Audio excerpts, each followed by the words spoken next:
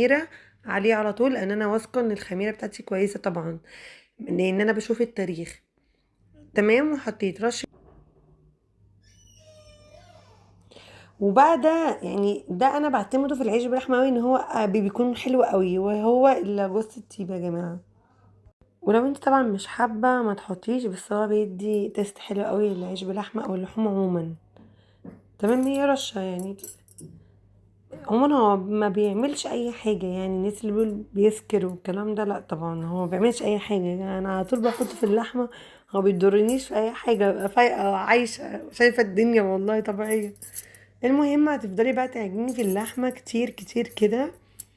عايزاكم تقولوا لي انتوا بتعملوا اللحمه بالطريقه دي، او العيش بلحمه، او الحواوشي يا جماعه الاسكندراني بالطريقه دي. ده حواوشي اسكندراني. تمام. لان الحواوشي المصري بيعملوه في عيش بيكون اصلا العيش مخبوز.